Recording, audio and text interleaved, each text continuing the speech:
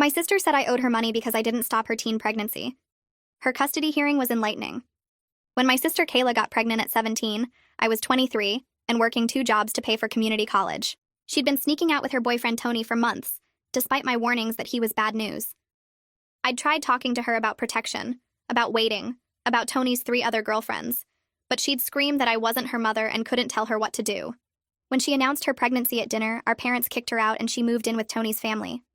I offered to help her look into adoption agencies or support programs, but she said she didn't need my fake concern. 6 months later, Tony left her for another girl, and his parents told Kayla to find somewhere else to live. She showed up at my apartment with a newborn named Destiny, saying as her older sister I was obligated to help. Not asking, telling. She said if I'd been a better role model and guided her properly, she never would have gotten pregnant, so this was partially my fault.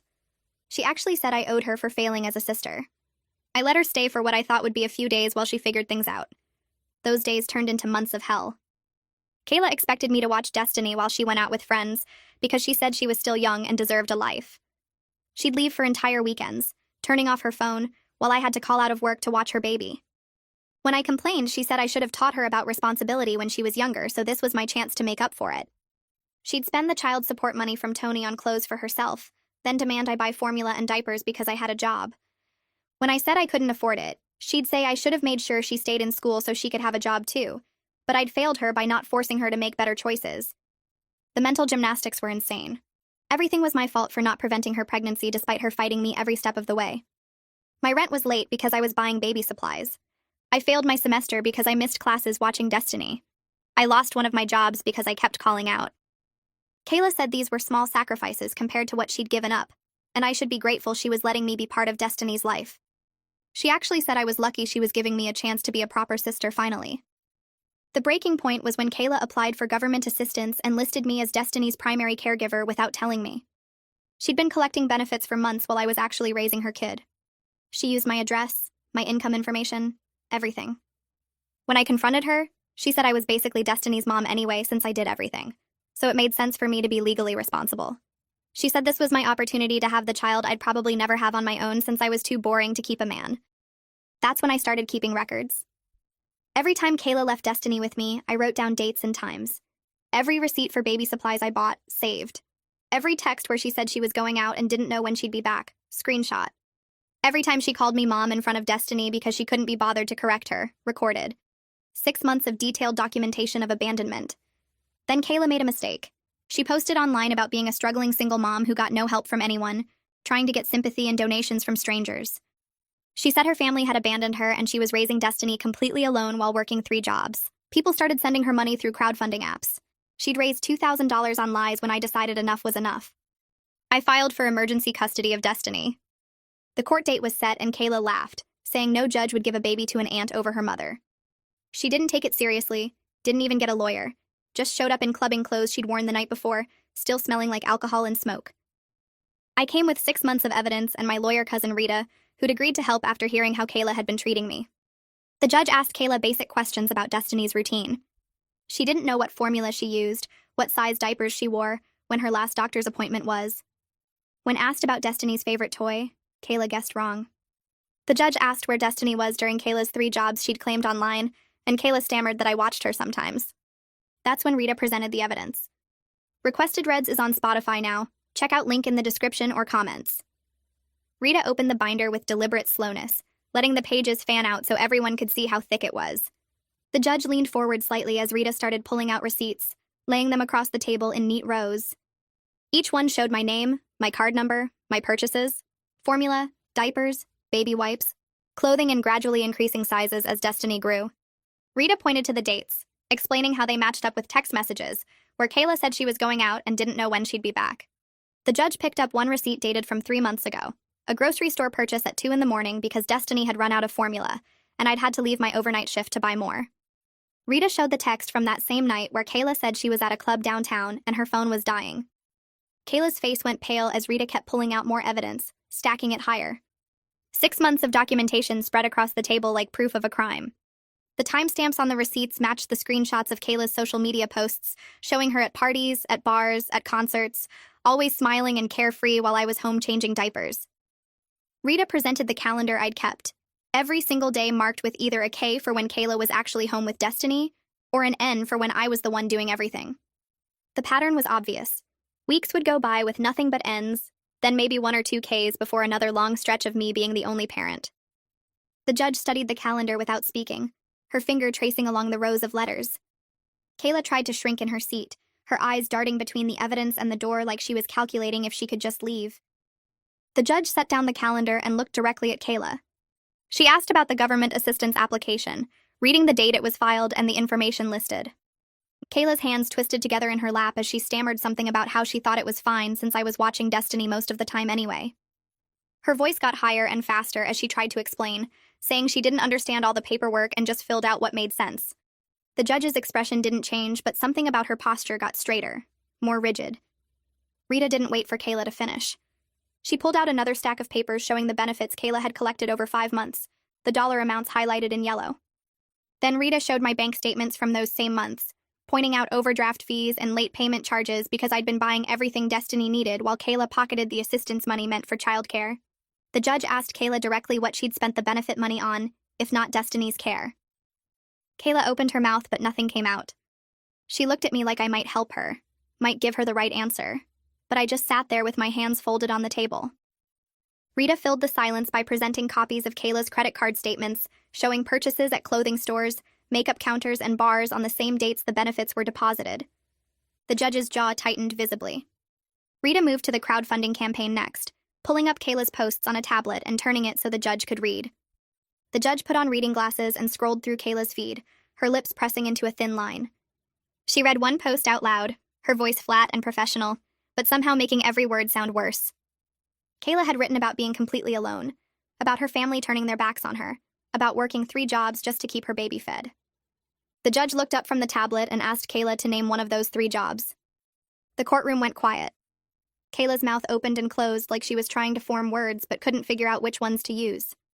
She said something about babysitting sometimes and doing some online work, but couldn't provide any details when the judge pressed. Rita showed the judge the crowdfunding total, $2,000 raised on completely false claims. The judge asked if Kayla had reported that income, and Kayla's silence was answer enough. Rita presented screenshots of messages from people who'd donated, people saying they hoped things got better for her, people offering prayers and support to a single mom they thought was struggling alone. The judge's expression shifted from stern to something closer to disgusted. Kayla started crying, her shoulders shaking as tears ran down her face. She said she was desperate, that she didn't know what else to do, that everything had fallen apart, and she just needed help. Her voice broke on the last word, and for a second she almost sounded genuine. The judge waited for Kayla to finish crying before asking why she hadn't asked her family for help, instead of lying to strangers online. Kayla glanced at me and something flickered across her face that I'd never seen before, something that looked like actual shame instead of her usual defensiveness. She mumbled something about pride and not wanting to admit she'd failed.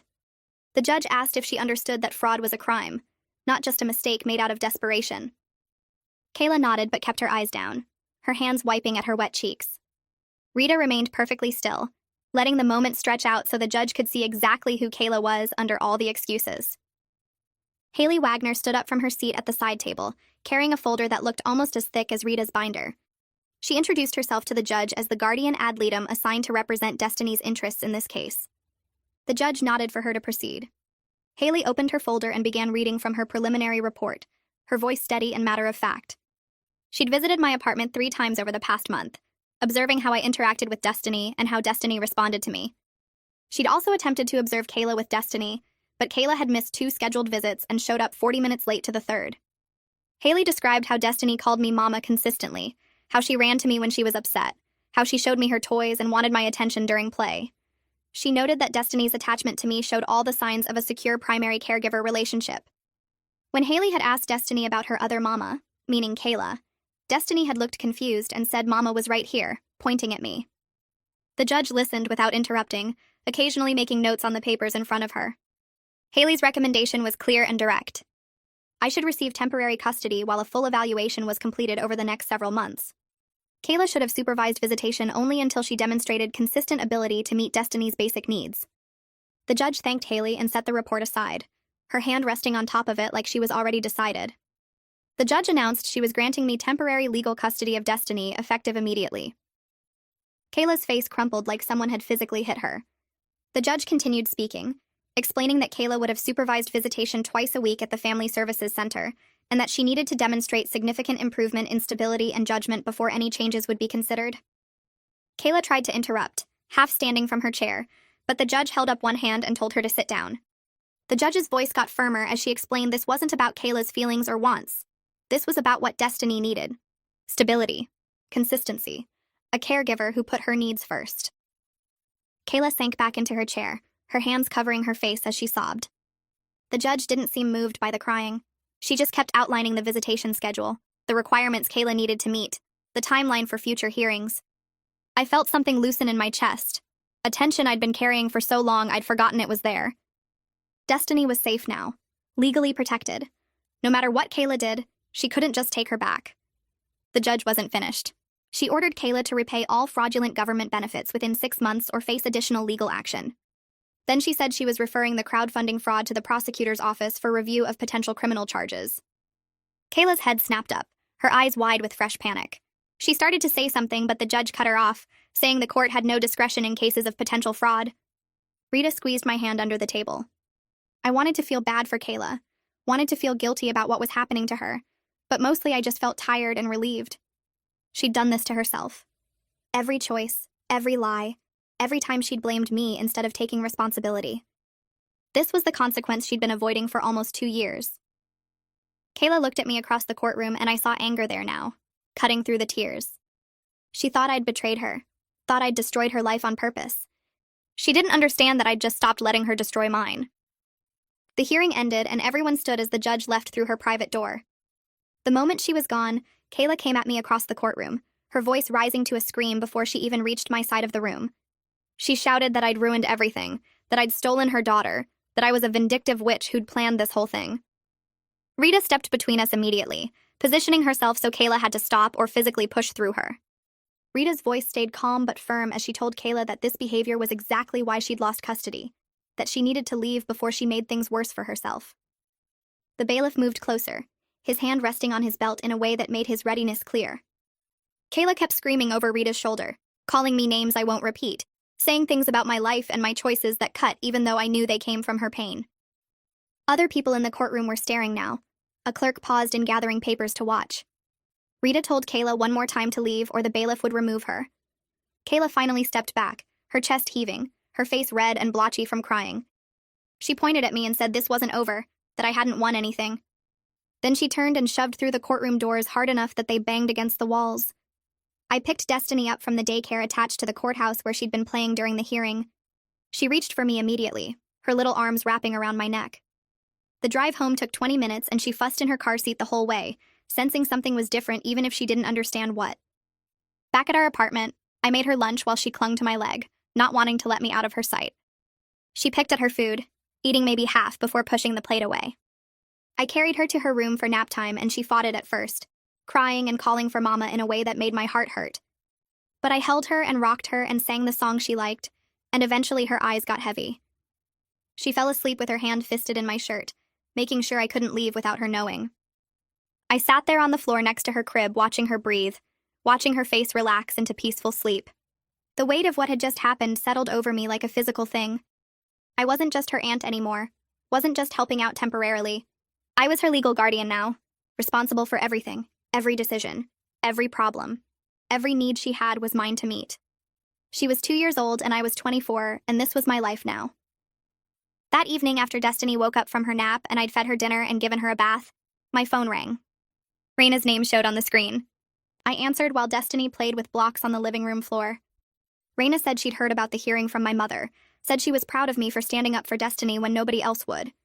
She offered to help with childcare when I had classes, said she had flexible hours at her job and could watch Destiny a few times a week if I needed. I thanked her, feeling tears prick at my eyes from the kindness after such a hard day. Then Raina said something that made me freeze. She admitted the family had known for months that Kayla was taking advantage of me. They'd all seen it happening, seen me struggling, seen Kayla partying while I raised her baby.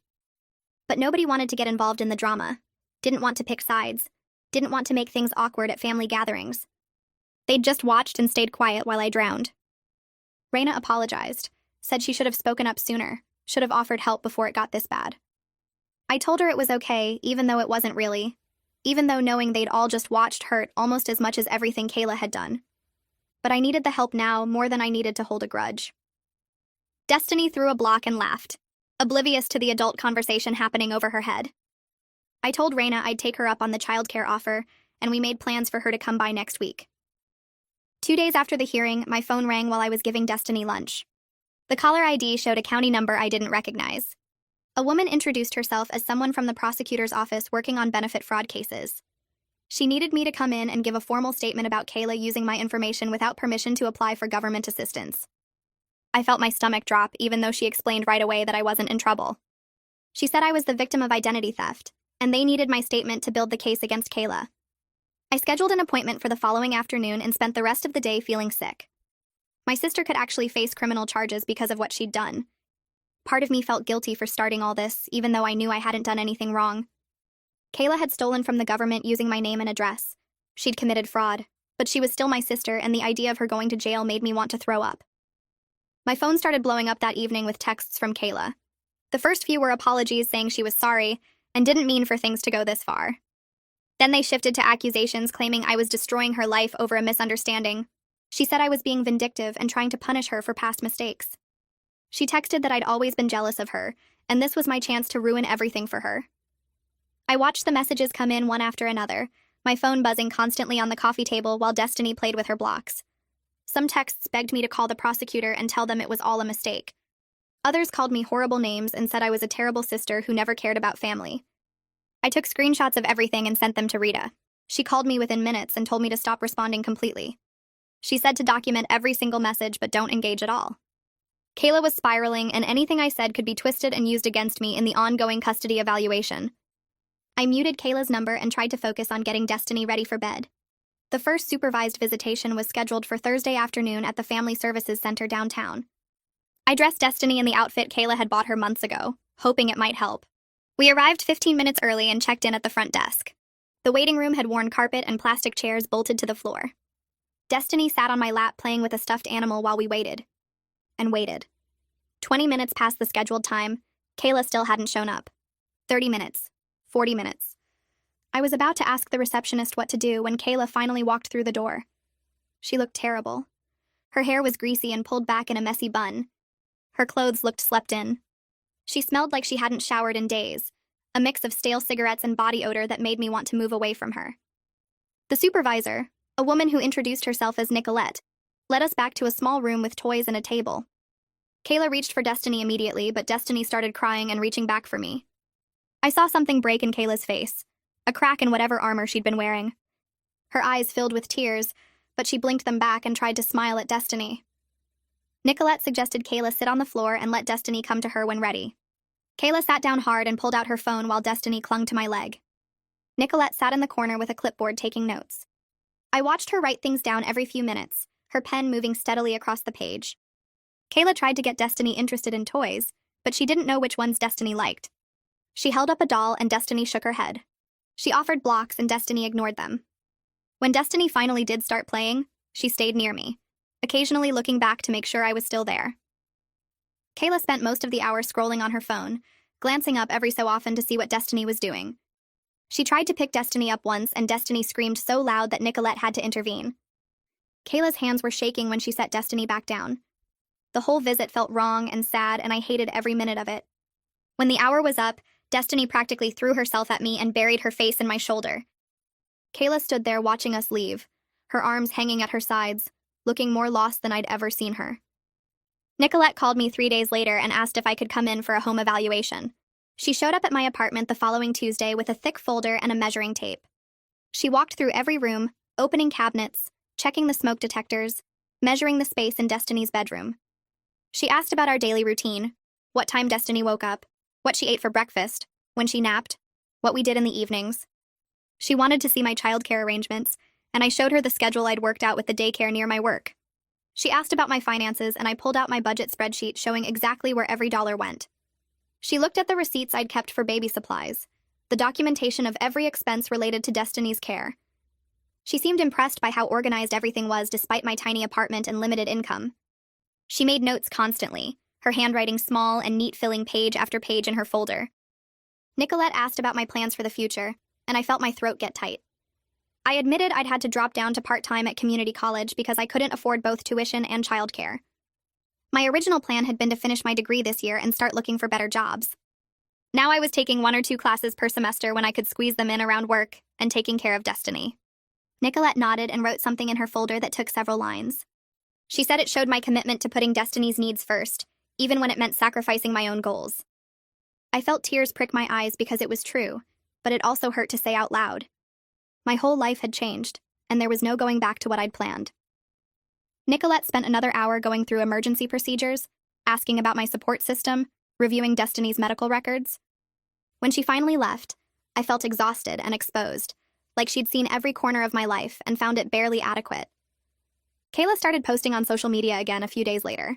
I saw the first post when my friend sent me a screenshot asking if I was okay.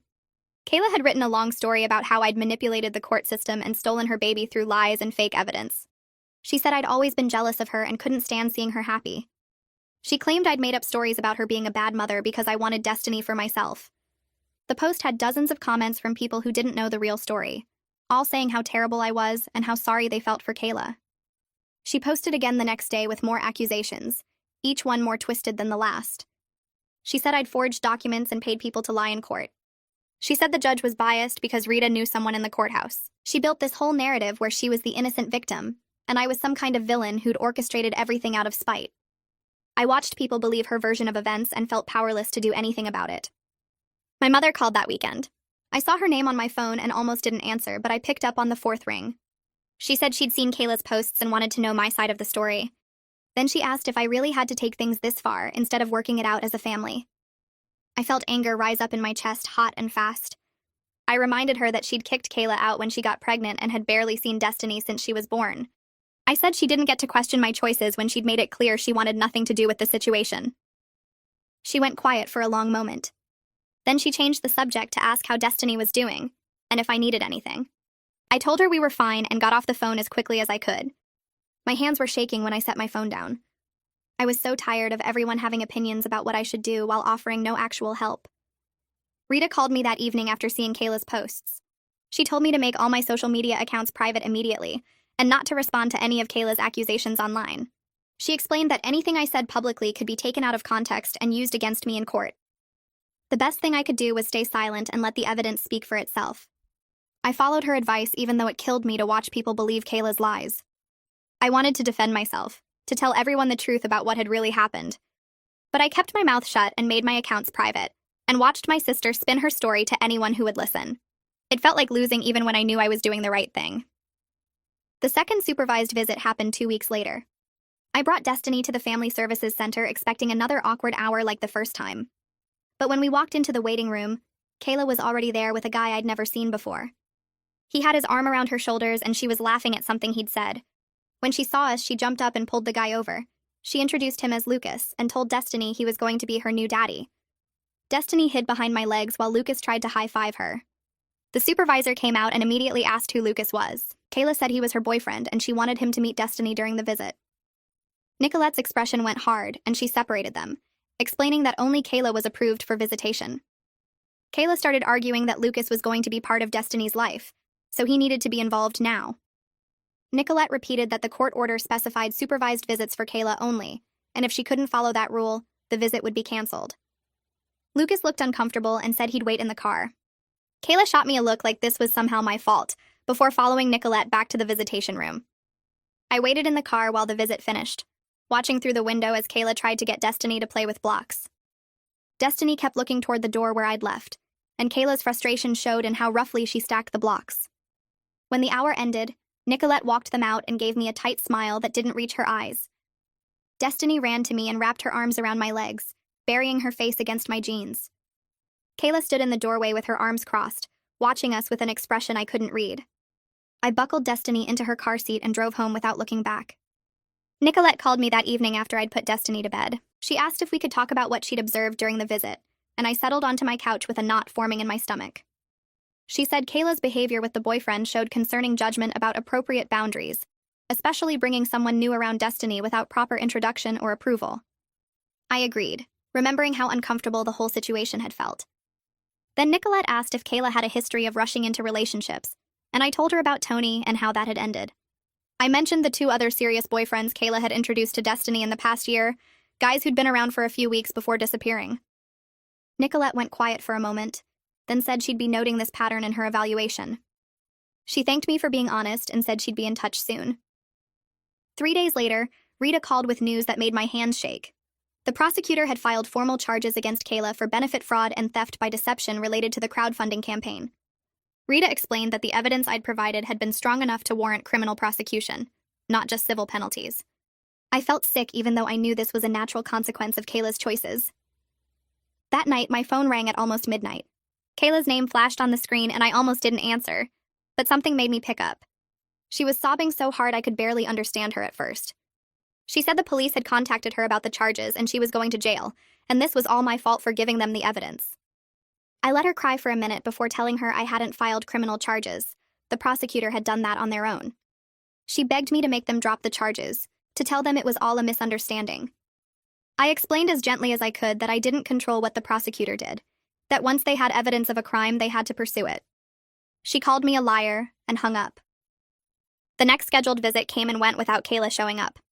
I sat in the Family Services Center waiting room with Destiny for 20 minutes past the start time before Nicolette came out and said Kayla hadn't called to cancel. Destiny asked where her other mama was, and I didn't know what to tell her. We went home and I tried to keep our afternoon routine normal, but I felt sad watching Destiny look toward the door every time she heard a noise. The following week's visit was the same. No Kayla, no phone call, just me and Destiny sitting in that waiting room until Nicolette told us we could leave. She made notes on her clipboard and said this pattern of inconsistency was concerning. I asked if Kayla had given any reason for missing the visits, and Nicolette said she hadn't been able to reach her at all. Destiny stopped asking about her other mama after that second missed visit, which somehow made me sadder than the asking had. I'd been thinking about going back to the school full-time, but I needed childcare I could actually afford. The community college had a partnership with a daycare program that offered reduced rates for students, so I scheduled a tour. The director showed me around the toddler room where kids Destiny's age played with toys and did simple crafts. She asked about Destiny's routine and needs, and I answered all her questions easily because I knew everything about this kid's life. When she asked about allergies and medical history, I pulled out the folder I kept with all of Destiny's documents. The director smiled and said most parents weren't nearly this organized. I enrolled Destiny for 3 mornings a week so I could take more classes. Filling out the enrollment forms felt strange when I wrote my name on the line for guardian, instead of checking the box for aunt or other relative. The permanence of it hit me hard, seeing my name there in black ink as the person legally responsible for this child. 2 weeks later, Nicolette called and asked if I could meet her at her office the next afternoon. I arranged for my aunt to watch Destiny and showed up nervous about what she might have found. Nicolette had a thick file on her desk when I walked in, and she got straight to the point. She'd conducted a surprise home visit to Kayla's current address the day before. I felt my stomach drop, wondering what she'd discovered. Nicolette said she'd found Kayla living in a 1-bedroom apartment with her boyfriend and 2 of his roommates. The apartment had been cluttered with clothes and dishes piled everywhere, and there was no appropriate sleeping space for a child. When Nicolette had asked where Destiny would sleep if she came to visit, Kayla had gestured vaguely at the couch. Nicolette had also noted that one of the roommates had been smoking inside, despite Kayla claiming the apartment was smoke-free. Kayla had admitted she couldn't afford her own place anymore after paying for a lawyer to help with the criminal charges. Nicolette closed the file and looked at me directly. She said her evaluation would recommend I receive full custody with Kayla having supervised visitation only. I sat there processing what she'd just told me, feeling a mix of relief and sadness. Nicolette explained that Kayla had shown no meaningful progress in addressing the concerns that led to the temporary custody order. She'd missed visits, made poor choices about her living situation, and demonstrated continued inability to prioritize Destiny's needs. The recommendation would go to the judge within the week, and then a final hearing would be scheduled. I thanked Nicolette for being thorough and honest, and she said she was just doing what was best for Destiny. Walking to my car, I felt the weight of knowing this was really happening. Kayla was going to lose custody permanently, and I was going to become a mother at 24 to a child I'd never planned to raise. Kayla must have found out about the recommendation because 3 nights later I woke up to pounding on my apartment door. I checked my phone and saw it was 11 at night. Through the peephole, I could see Kayla with her face red and streaked with tears, demanding to see Destiny. I called Rita first, keeping her on the phone while I decided what to do. Rita told me not to open the door and to call the police immediately. I dialed while Kayla kept pounding and yelling that I'd stolen her daughter and ruined her life. The neighbor's lights started coming on. When I told the dispatcher my sister was violating a custody order by showing up at my home, she said officers were on their way. Kayla was still pounding when I heard sirens. I watched through the peephole as 2 officers talked to her and she pointed at my door while crying. They walked her to their car and I saw her get in the back seat. One officer came to my door and I opened it with Rita still on the phone. He said they were giving Kayla a warning about violating the custody order and that if she came back, they'd arrest her. After he left, I locked the door and checked on Destiny, who'd somehow slept through the whole thing. The next morning, I woke up to a long email from Kayla. The subject line said, "Please read this," and I almost deleted it. But something made me open it. She wrote that she knew she'd messed everything up and that showing up at my apartment was wrong. She said she'd been talking to her therapist about her patterns and was starting to understand how her choices had hurt Destiny. She wanted to enroll in parenting classes and commit to regular therapy to prove she could change. The email sounded different from her usual blame and excuses, more genuine and self-aware. She asked if I would support her getting more visitation if she showed consistent improvement over time.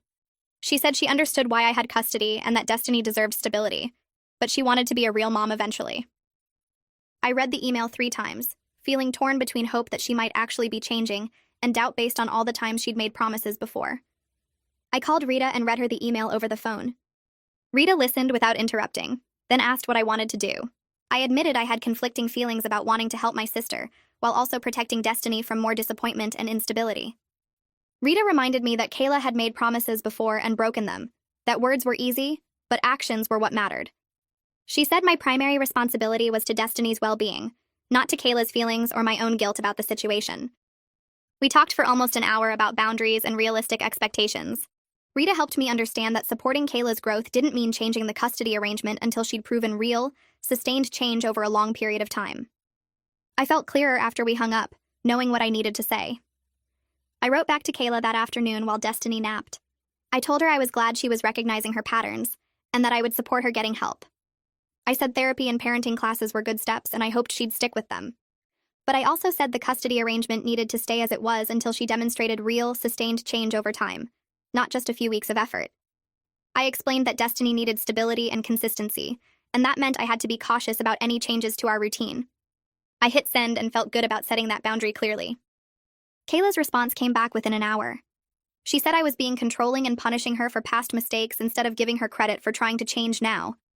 She accused me of wanting to keep Destiny from her permanently, and said I was using the custody order as a weapon. Reading her words, I felt the familiar frustration of dealing with someone who still didn't understand that consequences weren't punishment.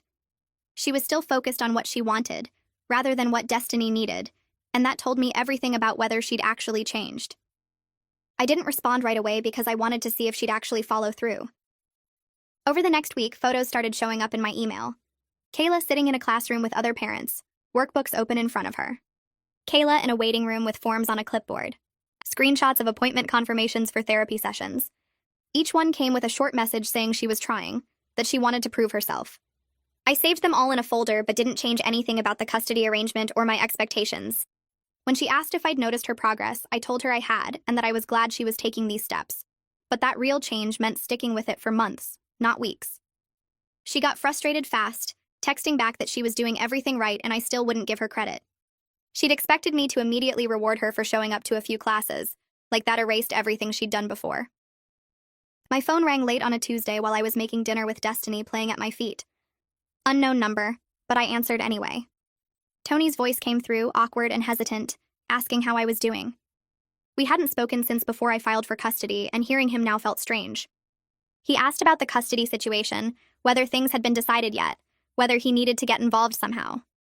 I told him the truth, that I had temporary custody and the final hearing was coming up, and that if he wanted visitation, he could pursue it through the proper legal channels. There was a long pause before he admitted he wasn't ready to be a real parent, that he was still figuring out his own life and didn't know how to take care of a kid. He just wanted to make sure Destiny was okay, that she was safe and being looked after properly. I assured him she was fine, that she was healthy and happy and had everything she needed. He thanked me and said he'd keep paying child support, but probably wouldn't push for visitation right now. The call ended and I felt a weird mix of relief and sadness, knowing Destiny's father was basically admitting he couldn't step up. Rita called me the following week with news about the fraud case. The prosecutor had offered Kayla a plea deal that would keep her out of jail if she agreed to repay all the fraudulent benefits she'd collected, complete 200 hours of community service, and stay on probation for 2 years. Rita explained this was actually generous considering the charges could have resulted in jail time, and that Kayla should take it. I asked what would happen if she didn't, and Rita said they'd go to trial and she'd probably lose given the evidence. A few days later, Rita confirmed Kayla had accepted the deal. She'd signed the papers and agreed to the repayment schedule, though Rita mentioned Kayla had complained the whole time about how unfair it was. At least it meant Destiny wouldn't have to deal with her mother being in jail, which felt like the best outcome for a bad situation. Destiny had a regular checkup scheduled with her pediatrician, routine stuff I'd been handling since I got custody. The doctor did the usual measurements and checks, asking questions about her eating and sleeping and behavior. Then she mentioned something that made my stomach drop. She'd noticed some delays in Destiny's development, things that suggested she might not have gotten consistent care in her first year. Speech was a little behind where it should be, and some of her motor skills weren't quite at the expected level for her age. The doctor said it wasn't anything major, but she recommended early intervention evaluations to make sure we caught any issues before they became bigger problems. I scheduled the appointments right there in the office, but the whole drive home I felt guilty. If I'd gotten custody sooner, if I'd pushed harder earlier, maybe Destiny wouldn't be dealing with these delays now. Rita reminded me later that I'd done everything I legally could as fast as possible, but the guilt still sat heavy in my chest, knowing those first months with Kayla had affected Destiny in ways that might take years to fix. The final evaluation report from the social worker arrived at the courthouse about 6 weeks after the temporary custody order. Rita got a copy and read through it with me over coffee at a shop near campus. The report recommended I receive full legal custody with Kayla having supervised visitation twice monthly. Page after page documented Kayla's pattern of instability, her poor judgment in bringing boyfriends around during visits, her failure to prioritize Destiny's needs despite multiple opportunities to show improvement.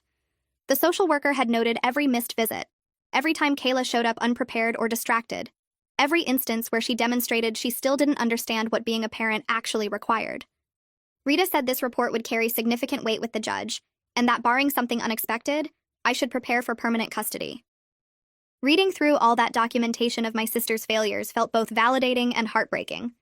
My parents showed up at my apartment on a Saturday afternoon without calling first. I opened the door to find both of them standing there looking uncomfortable, my mother holding a stuffed animal for Destiny.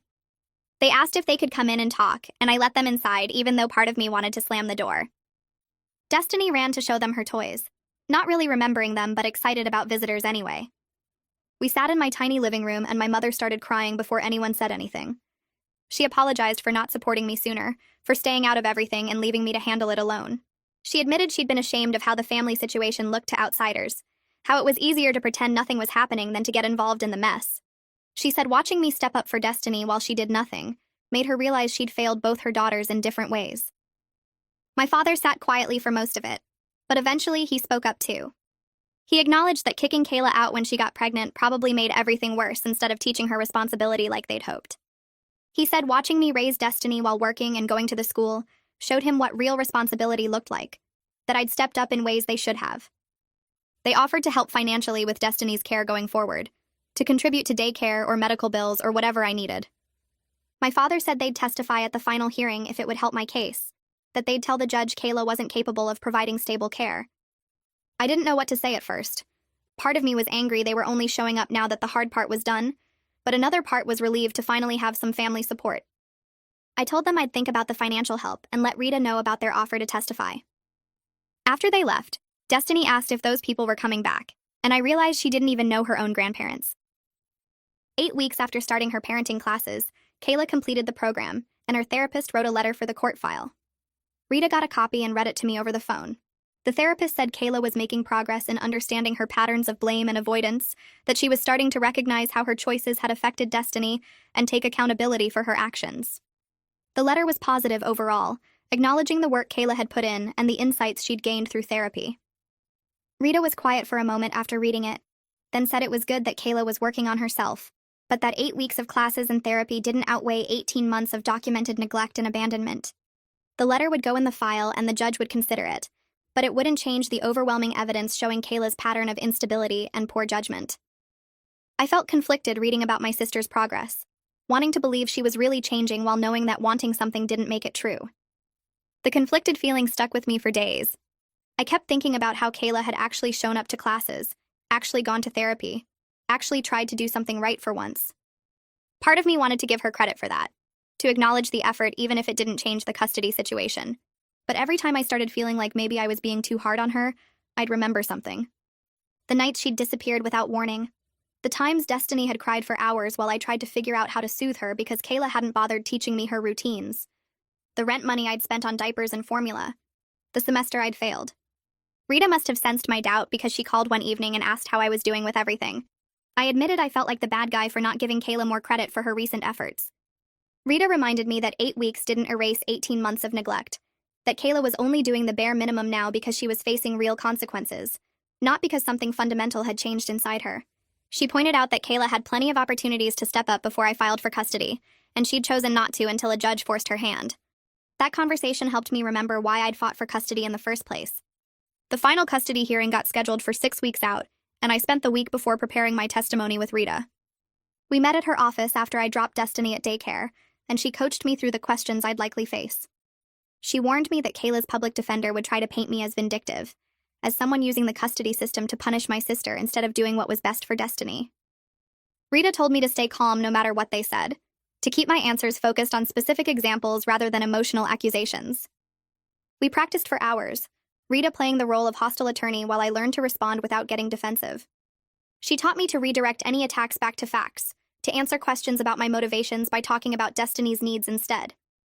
By the end of the week, I felt as prepared as I could be, though my stomach still twisted every time I thought about sitting in that courtroom and testifying against my own sister. The morning of the final hearing, I woke up at 5 after barely sleeping.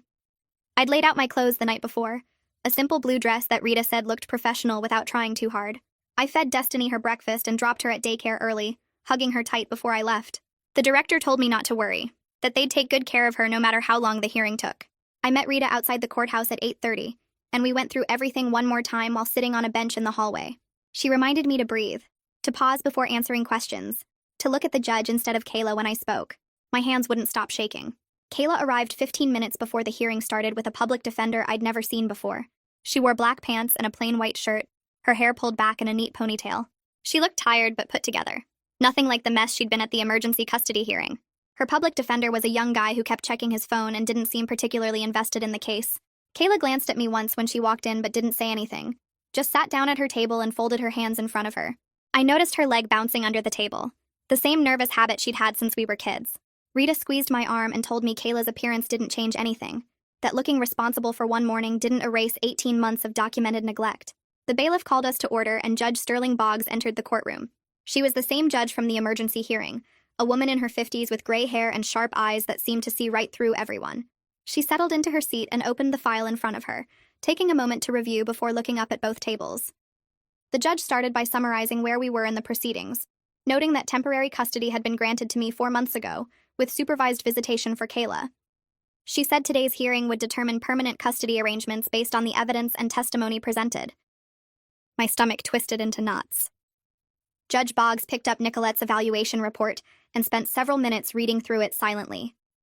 Then she looked directly at Kayla and asked what had changed since the temporary custody order was issued. Kayla stood up when her public defender nudged her and started talking about the parenting classes she'd completed. She mentioned going to therapy every week and said she was learning to take responsibility for her choices. The judge listened without expression, then asked Kayla to tell her about Destiny's current routine. Kayla hesitated and said Destiny probably woke up around 7 or 8, that she liked cereal for breakfast. The judge asked what kind of cereal, and Kayla guessed Cheerios. Rita made a note on her legal pad. The judge asked what size diapers Destiny wore now, and Kayla said she thought maybe size 4 or 5. Wrong again. Destiny had been in size 6 for 2 months. The judge asked when Destiny's last doctor appointment was, and Kayla said she wasn't sure, maybe a few weeks ago. It had been 3 days ago for her regular checkup, and I'd sent Kayla the appointment reminder like I always did. The judge's expression didn't change, but she made several notes before moving on. Haley Wagner testified next, the guardian ad litem who'd been representing Destiny's interests throughout the proceedings. She took the stand and explained that she'd observed multiple visits between Kayla and Destiny, as well as spending extensive time evaluating my home and care. Haley said Destiny showed secure attachment to me, that she was meeting all her developmental milestones, and that my home provided a stable and nurturing environment. Then Haley described Destiny's behavior during visits with Kayla, how Destiny would cry when I left and spent most of the visits asking when I was coming back. She said Destiny seemed confused by Kayla's presence, and didn't show the same comfort level she displayed with me. Haley recommended continuing the current custody arrangement with potential for increased visitation if Kayla maintained consistent progress over the next 6 months. She emphasized that Destiny's need for stability had to be the priority, especially given her young age and the disruption she'd already experienced. Kayla's public defender tried to argue that the anxiety was normal for any child in this situation, but Haley calmly explained that Destiny's reactions went beyond normal adjustment and indicated insecure attachment to her biological mother. The judge called a brief break before the next witness, and I went to the bathroom to splash water on my face. Rita followed me and told me everything was going well, that Haley's testimony was exactly what we needed. I asked if Kayla's public defender could somehow turn this around, and Rita said no, that the evidence was too overwhelming. We went back into the courtroom, and Kayla's therapist appeared on the video screen for remote testimony. The therapist was a middle-aged woman with kind eyes who spoke carefully about confidentiality while still providing relevant information. She confirmed that Kayla had been attending weekly therapy sessions for the past 2 months and was working on accountability and recognizing her patterns of blame and avoidance. The therapist said Kayla was making progress in understanding how her choices had affected Destiny and was beginning to take genuine responsibility for her actions. Then the judge asked if the therapist could recommend unsupervised visitation at this time. The therapist paused before answering, then said that while Kayla was doing important work in therapy, real change took sustained time and effort. She explained that 2 months of therapy couldn't undo years of established patterns, and that Destiny's young age and need for stability meant any changes to the custody arrangement should happen very gradually. The therapist said she couldn't recommend unsupervised visitation at this point, though she hoped Kayla would continue her therapeutic work regardless of the custody outcome. Kayla looked down at her hands while the therapist spoke, her shoulders hunched forward.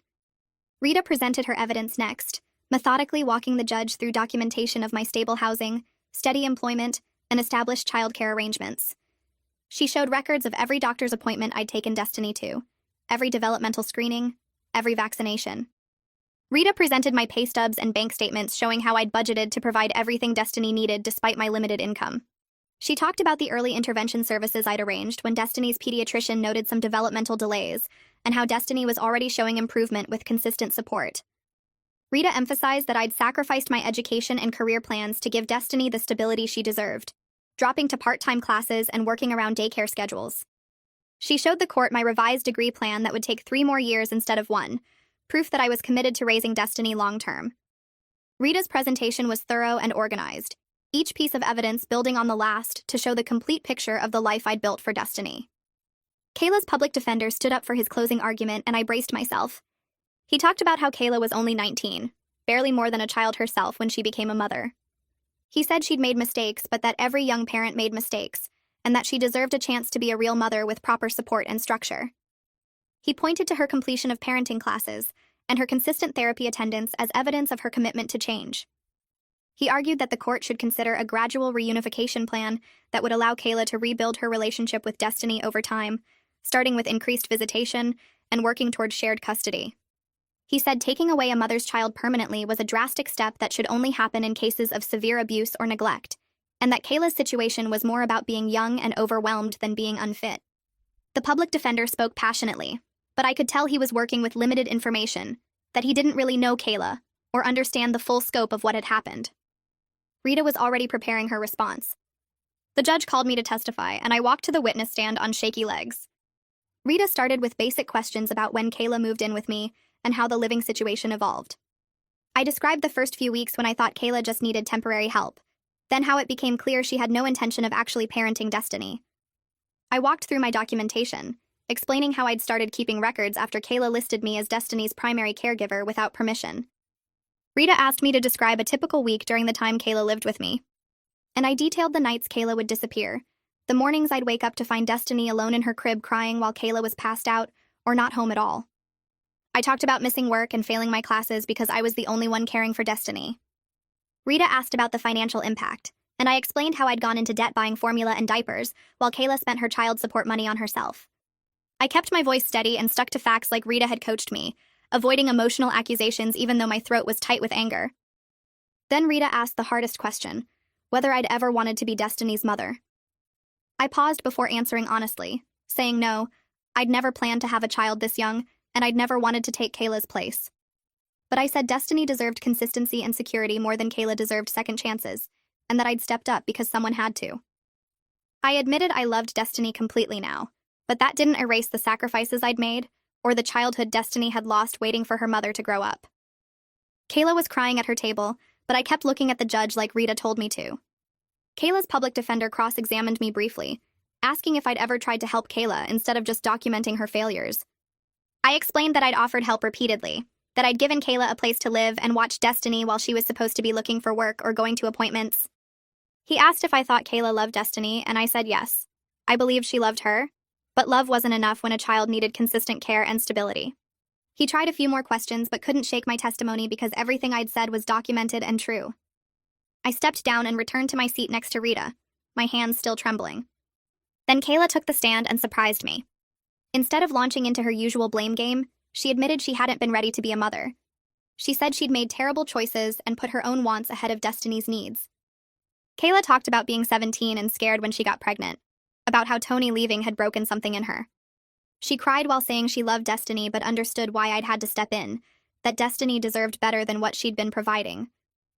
Kayla said she was working on herself in therapy and taking the parenting classes seriously because she hoped to be a real mom someday, even if that meant starting with supervised visits and earning back trust slowly.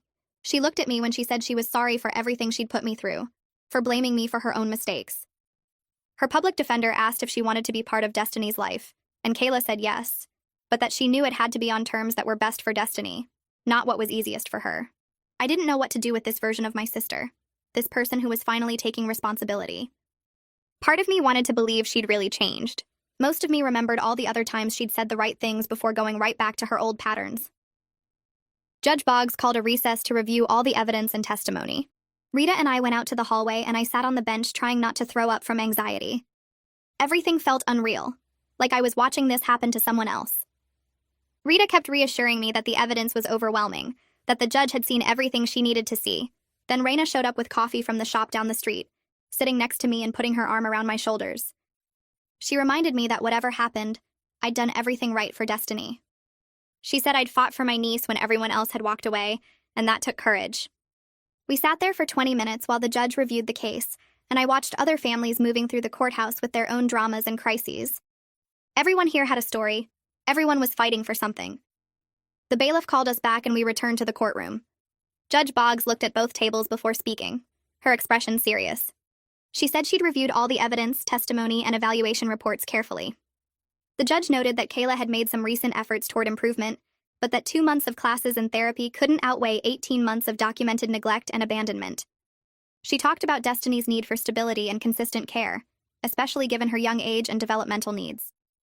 Then Judge Boggs delivered her ruling, granting me full legal and physical custody of Destiny. She said Kayla would have supervised visitation twice monthly at the Family Services Center, with the possibility of increased visitation if she maintained consistent progress over the next 6 months. The judge emphasized that this arrangement prioritized Destiny's well-being, while still allowing Kayla to maintain a relationship with her daughter if she continued working on herself. Kayla was crying but nodding, not arguing or making a scene. I felt Rita squeeze my hand and heard Raina let out a breath beside me. The judge added conditions to Kayla's visitation, requiring her to continue therapy and complete follow-up parenting education. She said the case would be reviewed in 6 months to assess whether any modifications were appropriate. Then it was over. I had full custody of Destiny. The judge continued, saying Kayla needed to finish her probation requirements and keep going to therapy. She had to show up for every visit with Destiny for 6 months straight and prove her life was stable before she could ask for more time. Kayla nodded while tears ran down her face. She didn't look mad at me like usual. She just looked sad and beat down, like she finally understood what she'd lost. Rita packed up her papers and I sat there feeling weird. I'd won, but it didn't feel like winning. The bailiff said we could leave and everyone started moving toward the doors. I picked up my bag and walked out into the hallway where the fluorescent lights were too bright. My Aunt Raina hugged me and said she was proud.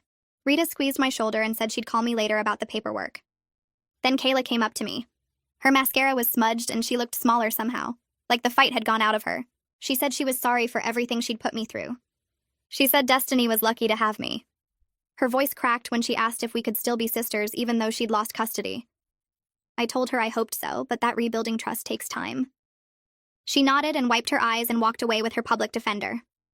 I picked up Destiny from the daycare center where she'd been during the hearing. She ran to me yelling "Mama" and wrapped her arms around my legs. I buckled her into her car seat and drove us home through afternoon traffic. When we got to my apartment, I carried her inside and set her down. She went straight to her toy box like always. I stood in the kitchen looking at her playing on the living room floor. The permanence of everything hit me hard right then. I was her legal mother now, not just her temporary guardian. I was 24 years old, single, working part-time at a grocery store, and now I was solely responsible for raising a toddler. I loved her more than anything, but I'd never planned to be a parent at this age. 3 days later, Rita came over with a stack of forms. She helped me file for child support from Tony since I was now Destiny's legal guardian. We also went through the application for benefits I was actually entitled to now. The financial support would help with rent and groceries and daycare costs. But money didn't change the fact that my whole life had gone in a completely different direction than what I'd imagined when I was 18 and planning my future. The next week, I met with my academic advisor at community college. Her office was small with motivational posters on the walls. I explained my situation and she pulled up my transcript on her computer. We worked out a plan for me to take online classes at night after Destiny went to bed. Instead of graduating in one more year like I'd planned, it would take 3 years. It felt like both a loss and something I could actually do. She printed out the new course schedule and wished me luck. 2 weeks after the custody ruling, Kayla had her first supervised visit at the Family Services Center. I brought Destiny at exactly 2 o'clock like the schedule said. The supervisor was a woman named Miss Chen, who had a clipboard and a kind smile. Kayla was already there waiting in the visitation room. She got down on the floor with Destiny right away and started playing with the blocks. She read her books and did puzzles with her instead of being on her phone. For the whole hour, she actually paid attention and acted like a mom. When I picked Destiny up, Miss Chen said the visit went well and noted the improvement in her report. I felt cautiously hopeful that maybe Kayla was starting to understand what being a parent actually meant. My parents started coming over more after that. My mom would bring groceries and my dad would fix things around my apartment that were broken. They'd play with Destiny and watch her so I could do homework or run errands. One evening, my mom was washing dishes in my kitchen, and she said she saw a lot of herself in Kayla's immaturity. She said she wished she'd handled the pregnancy differently instead of kicking Kayla out. We started having more honest conversations about our family and the patterns we all fell into. It didn't fix everything, but it felt like a start. A month later, I joined a support group for kinship caregivers that met every Thursday night at a church basement.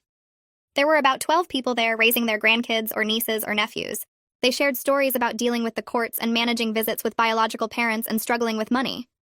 Hearing their experiences made me feel less alone. One woman named Patricia was raising her 3 grandsons and working 2 jobs. Another guy named James had custody of his sister's twin daughters. Everyone there understood that family was complicated and messy. They reminded me that doing the right thing doesn't always feel good. 3 months after the final custody ruling, Destiny started calling me Mama all the time. She barely asked about Kayla between visits anymore. I felt guilty about this, even though the therapist I'd started seeing said it was normal for toddlers to attach to their primary caregiver. I made sure to show Destiny photos of Kayla on my phone and talk about her in positive ways. I'd say things like your other mama loves you very much and she's working hard to be the best mama she can be. Destiny would look at the pictures and say, okay, and then go back to playing. 4 months after everything, Kayla's therapist sent a progress report to the court saying she was doing well. Kayla had gone to every single supervised visit without missing one. She'd finished all her probation requirements and paid back some of the money she owed. She got a job at a retail store in the mall folding clothes and working the register. She moved into her own studio apartment and sent me pictures of it. The apartment was small but clean with a bed and a table and a TV. She texted asking if I was proud of her. I texted back saying I was proud of her efforts and I hoped she kept building a stable life. I texted back that I was proud of her work and hoped she kept going. Then I added that custody wouldn't change anytime soon. She needed to know I wasn't going to flip everything just because she'd been doing better for a few months. Her reply came fast. She said she understood and that she had to prove herself over time. She wrote that Destiny's well-being came first, and she got that now. Reading those words from Kayla felt strange. She'd never talked like that before. Maybe the therapy was actually working. Maybe she was starting to see things clearly instead of through the filter of blame and excuses she'd used for years. I wanted to believe it, but I also knew people could say the right things without meaning them. Time would tell if this was real change or just another performance. 2 weeks later, I got a call from the Family Services Center. Tony had contacted them about setting up visitation with Destiny. The supervisor said he'd completed the required background check and parenting class and wanted to start his twice-monthly visits. I felt weird about it. Tony had barely been around since Destiny was born. He sent child support because the court made him, but he'd never asked to see her before. Now suddenly he wanted to be a dad. The supervisor scheduled his first visit for the following Saturday at 10 in the morning. I brought Destiny to the center and Tony was already there in the visitation room. He looked nervous. His hands kept moving and he couldn't seem to figure out where to stand. When Destiny saw him, she hid behind my legs. She didn't remember him.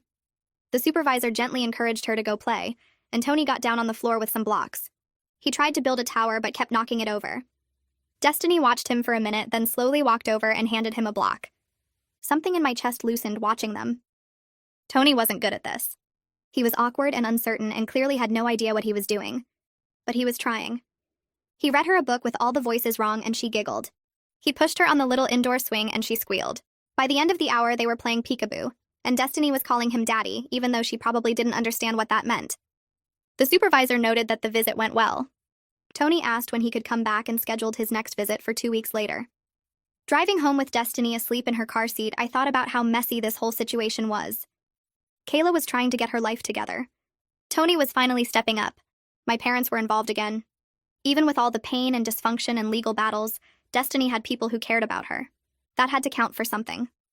6 months passed. Kayla kept going to therapy and showing up for her visits. Tony came every 2 weeks like clockwork. My parents helped with babysitting and brought groceries. Raina checked in regularly to see how we were doing. Slowly, something that almost felt like normal started to form. Then Destiny's 3rd birthday came. I spent a week planning a small party at my apartment. I bought decorations and ordered a cake with a unicorn on it because Destiny was obsessed with unicorns lately. I invited Kayla and Tony and my parents and Raina.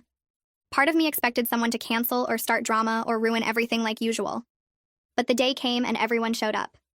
Kayla arrived first with a wrapped present and a nervous smile. She'd bought Destiny a stuffed unicorn that was almost as big as Destiny herself. Destiny hugged it immediately and dragged it around the apartment. Tony came next with a card and some books. My parents brought more food than we could possibly eat. Raina set up the decorations while I finished getting everything ready. For a few hours, we almost felt like a normal family. Kayla helped serve cake without complaining. Tony played with Destiny and the other kids from the building I'd invited. My parents took pictures and laughed at Destiny's excitement over every present. Nobody fought. Nobody brought up the custody battle or the court or any of the painful history between us. We just celebrated a little girl turning 3. When it was time for cake, everyone gathered around. Destiny stood on a chair so she could reach the candles. Her face was already smeared with frosting from sneaking tastes earlier. I lit the 3 candles and we all sang happy birthday. Watching her blow them out with everyone cheering, I felt something shift inside me. My 20s were supposed to be different. I was supposed to finish college and start a career and maybe travel or date or do all the things people do in their 20s. Instead, I was raising a toddler alone in a tiny apartment while working part-time and taking online classes. I'd lost the life I'd planned. But looking at Destiny's joy as she clapped and laughed surrounded by people who loved her, I knew I'd made the right choice. She was happy and healthy and safe. She'd grow up knowing she was wanted and fought for. That was worth every sacrifice. Life didn't turn out how I expected, but I wouldn't change it. Not when it meant protecting her. Not when it meant she got to have moments like this with frosting on her face and a room full of people who cared.